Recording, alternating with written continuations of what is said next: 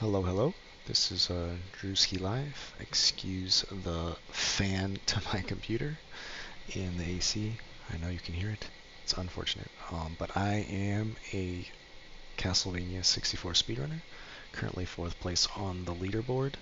And I'm going to try to show you how to get through Forest of Silence. Just routing and just some of the visual cues and things I do to get through it pretty quick. Um, I will be pausing a lot just to kind of explain some things, and I have the input display down at the bottom left for you to reference. So that being said, let's go ahead and get started.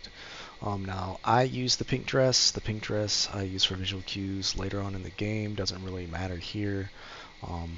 Just know for any further tutorials that I do, I'll be wearing the pink dress. So if you wear the green jacket, which is the original outfit, your visual cues may differ. So just keep that in mind. And I'm going to try to explain these as best as I can and the only way that I know how. If you need to go into more depth, I'd reach out to some of the more top speedrunners. So let's get started. Alright, so we're going to get through these cutscenes, and then we're just going to jump straight through here. And take this right to get to this cutscene. Alright. Now, once we get to this cutscene, I'm going to attempt to manipulate two power-ups here. Now, if you don't know how to do this, it's not something you just really have to do. It will save some time, but I mean, you can get power-ups no matter what. This is just a little faster for one to get through these fights, and two, so I don't have to look for them later on in the forest. So the first thing I'm going to do, this is pretty much a timing thing for me. I am going to try to throw this orb before, like, right around this area, and then get some smooth jumping to the seal. That first orb throw is going to get you your power up. If you fail it, you'll probably get either a money bag or a jewel or a knife. Just kind of depends on when you throw it. For me, it's a timing thing. I'm not sure if there's any more to it, but this is just how I do it. So I'm going to throw this one. Now once I throw it, once I get to this seal, I threw that first one, I'm going to try to throw 4. So I'll throw 1, 2, 3, 4, and then I'll throw this one over his head to give me 5. I'll grab the power up, and you need 7 to get it. So that first one I threw is going to be 6, and then 7. Now, I found that if I do fail that, as long as I throw those 2 orbs, and if the skeleton for whatever reason doesn't die or I miss him or something, I have 4 more attempts to get this power up because it'll rotate the drops back to the power up. So usually if I can get 4 more throws and kill him, I'll get that power up anyway. Worst case scenario, you go through the rest of the forest with the purple orb. If you have orange orb for whatever reason, it's just going to take you a little longer to get these stuns on the skeleton. So I'm going to grab this. I think I passed the visual cue. So there's a visual cue here on the ground. Trying to get it to where we can see it.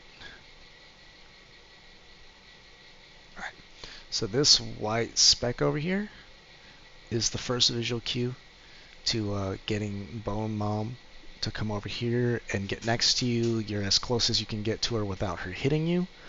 And you're going to want to hit her with 1 fully charged orb and then a small orb if you have both power-ups. If not, you need 2 fully charged orange orbs and a fully charged and a half-charged purple orb. So you see me go for the spec, and I'm kind of waiting on her to get there. Boom, fully charged, small orb, and then I'm running. Now you'll see me randomly throwing orbs here, and this is me just making an attempt to manipulate some drops once I get to the end of this fight. I'm not very good at it, so 9 times out of 10 I don't get what I'm looking for, but that's why I'm doing it, if you're wondering. Alright, so we'll have another visual cue here. Sorry, I gotta move this so I can see it. Boom. So your visual cue you're looking for here is this right here. So you've got these 3 specs here, and then off to the right of it is this. Depending on your camera, it could look a little different, but this is kind of where you're trying to be, because again, this will get you as close as you need to be as you can to Bone Mom without her hitting you. Excuse my dog crying in the background. He's looking out the window. So once you get there, you see me go right to it. Fully charged orb, small orb. Now you're waiting for her to shake her head. That's going to be your next visual cue. You have to be kind of close to her though. You have to be kind of in her junk. And then when she shakes her head, you have like half a second to jump and throw that fully charged orb. Boom. And then hit her with the small one. Here you go. And then you're just going to kind of come over here, get out of her way, and get rid of the animation lag. Now right here, you want her to bang her club here. That's kind of crucial because it gives you the two skeleton spawns that when you stun her this next time, they'll die and you'll possibly get the drops you're looking for. And then you're going to look. I got absolutely nothing. Alright, and then it's going to come down to movement here. You got these two platforms, kind of try to get it to where you're not grabbing ledges or whatever. Jump over this tree. Kill this guy for some animation lag, because he'll cause lots of lag chasing you down. And then you're going to come over here and grab this moon card, which is in this torch. Boom. Now, I am going to use this moon card immediately. Depending on how fast you can do the Forest of Silence and how fast you can get through Castle Wall and when you get to Rosa will all depend on when you are going to moon card. So just keep that in mind. You may have to adjust your moon card usage.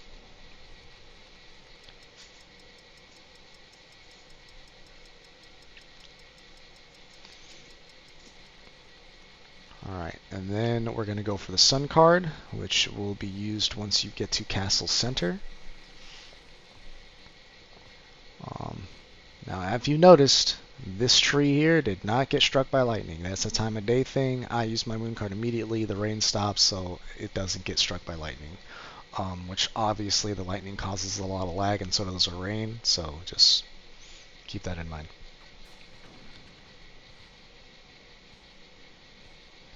You're going to jump these platforms.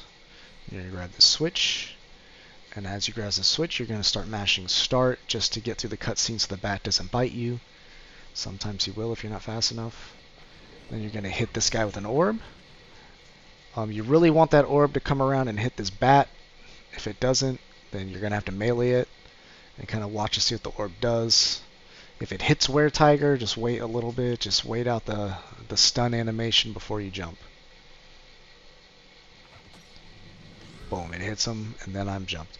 Now me, the way that I do it is I'm watching this area over here, and I'm watching here, and there's like a little speck on the ground here you can't really see right here, but that's what I'm looking, and I'm trying to get in between that to get him despawn kind of fast. If you go like in this area, he's going to just like a ballerina go around in circles and pretty much not do what you need him to do. If you go kind of too far over here, he'll do one of two things. He'll come this way and try to grab you, or he'll go around the other way and try to grab you. Either way, it's not good. So you'll see here I should get it. So I stop here. You can't really see him, but he's going to walk right off the edge. This is the little kind of specks I'm looking for. I know it's very subtle, but somehow I can spot it. And then you got this dark one right here, and you're just kind of trying to stay in this little area right here. Alright, and then you're going to kill these guys and try to get drops, which I've got 15 jewels. 15 is the number you're looking for. Now, let me go back a little bit here. Now, when you see this platform and you jump across, if you stay to the right of this line and you're fast enough, you shouldn't get a blue skeleton. But, I mean, if you're not fast enough, you'll still get him. But usually if you're fast enough, you got some smooth jumping and stay to the right, he won't spawn. If you go anywhere in this area, 9 times out of 10, he's going to spawn. It's just lag management. If he does spawn, just shoot him with the orb. It'll be fine. The skeleton will usually spawn here that you want to kill. And then once you go around this corner, you want to be charging an orb because you want to kill the guy at the gate because he might hit you with a bone. And sometimes he'll drop some goodies. If you don't have a power-up, let's say you're on purple orb or orange orb, and you just want to get a power-up, there is one over here to the right in a torch, and you just break the torch and the power-up's right there. Alright. And this is going to go to one of our first tricks to save a lot of time. And that is, there's a slope on the other side of this that you're going to want to slide down. As you see, you got a little blue guy here that is going to make your job a little hard. So you're going to want to kill him. Sometimes he spawns over here, sometimes he spawns over here. Either way, you're going to want to try to kill him. If you don't, it's just going to be a little laggy, but it's not going to kill the run or anything like that. So boom. Now once you slide, you saw I got a little slide there, you're going to want to try to drop down here. Just don't wait too long. You get too far down there, you're going to die. But if you press it too fast, you're going to take some fall damage. I think here I get it. You're going to want to try to position yourself on the switch so you can press it pretty quick. Boom. Alright. Once you go do that, you're going to jump across to the left. And stand-up jumps are your best friend here. You just kind of jump and let her magnetize to it. I kind of moved to the right there a little bit. And stand-up jumps are your best friend. Boom. This guy's kind of moonwalking, letting you know the business. And then you got this, you're going to see me here, and I'm going to task jump this. Don't really need to do it. It does save a little bit of time. And basically you're just mashing through the grab animation, getting her to kind of hop up there without grabbing the ledge.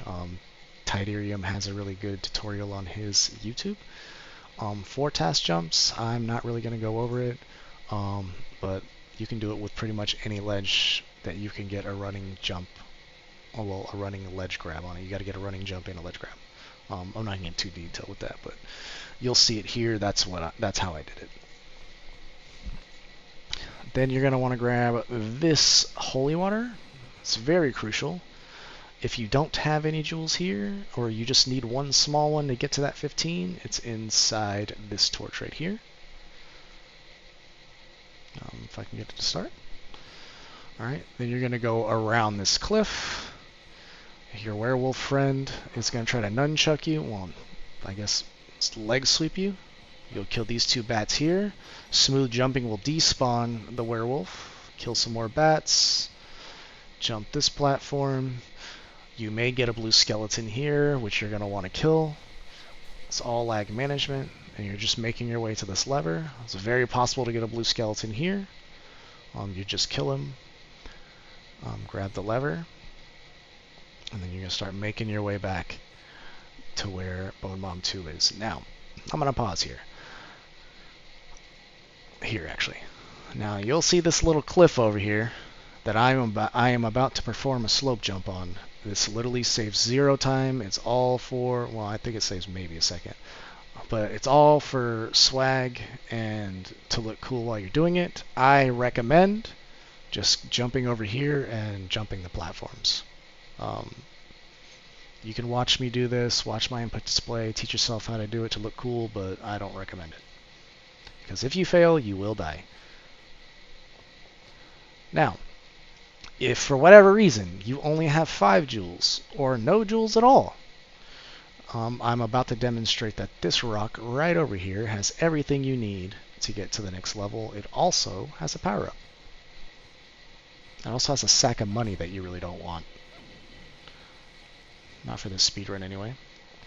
Alright, then you're going to jump this way. You're going to want to go all the way to the end to despawn the motorcycles. They're cool to look at, but not fun in this fight whatsoever. Boom. That is the crease you're looking at. That's kind of your visual cue you need to go on the side of. And then you are going to see up here to get rid of the animation lag, and you're listening for the roar. You're listening for the roar. And then once you hear that, you're going to let go of see up. Alright, look, there it is. And then you got another visual cue here, right here on the bottom. You got this black splotch. You're going to kind of want to be on the other side of that. Not too deep into the crotch area, because she takes a step forward when she runs towards you, and you may end up between her legs, and your camera's going to do all kinds of crazy stuff. But to stun her, you're going to want to use a fully charged orb and a half charge orb to be safe. And what we're trying to do here is manipulate her as close to this edge to get her to fall off. That is also my dog crying. And you'll see through the movements. So I'm going to go up to her. I'm going to get her to jump. Like the same thing. You're going to kind of have to time this one to get her to get that first one. But if you get it, she is going to get in position. And she makes that first step towards the ledge. Boom. Then you're going to hit her with a half charge one. Boom, stunner. Look for the head shake just like in the beginning. Boom. Boom. And you notice I'm jumping back a little bit. I'm trying to get her to step towards me, but be careful, you may back hop, and if you back hop, she's just going to take off and she might like hind leg kick you like a horse and knock you off the ledge. Alright, there's another one. Boom. Boom. Be mindful of her health, because that's how you know when you're on your last one. Boom. Boom. Alright, so for me, this is the perfect position I want her in, where most of her body is on this side and just a little bit of her spine is on this side. I know that if I hit, like, I usually use the orb to try to kind of push her this way, but I know she's going to fly off. One of two other things can happen. If you don't have the positioning right, she'll end up on this side. Then you have to kind of fight her, and it's pretty slow. You could knock her directly off. If that happens, just run to the other side of this line and you'll be fine. But you're kind of trying to push her off. Now, disclaimer for pushing her off, you get 0 health regen. So for whatever reason, you got bit by a bat, you got hit by a bone, half of your health is gone, you took some fall damage on slope jump, just know you're not getting none of that back if she flies off the edge. If you fight her on this side of the line, you'll get some health regen. Slow, but at least you'll go in there knowing you got some health. So I think this is perfect for us knowing that she's going to kind of fall off the edge. Now, when she falls off the edge, you're going to want to be on this side of the line or the cutscene is not going to queue. If you're on this side of the line, you're just going to be standing there looking like a dingus waiting for the cutscene to come. It's not going to happen. Also, sorry, I keep going back. I'm going to try to go a little bit. You notice I see up. Her arm flies off here, and it's going to land somewhere in this vicinity when she flies off. If you're standing anywhere near that and you see up, that arm is going to slide with her body off the edge, and it's going to take you with it. So just keep that in mind. The see up really isn't necessary. You really don't got to do it. I do it to try to speed up the death animation. I don't even know if it saves time. I just do it. Might even be a foot. I don't even know if it's an arm. Boom. And that gets you to Castle Wall. That is how you do Force of Silence. Things may vary the way you do it. You kind of want to do it the same way every time. Maximize movement, reduce as much lag as possible. But that's pretty much how you do all the different fights and kind of get to this level. This is just the way I do it. I feel like most people do it this way, but I mean, this is it. If you got any questions, you can reach out in the Castlevania 64 Discord, shoot me a whisper, DM, whatever you gotta do. But yeah, this is Force of Silence. Thanks for watching, and yeah, here you go.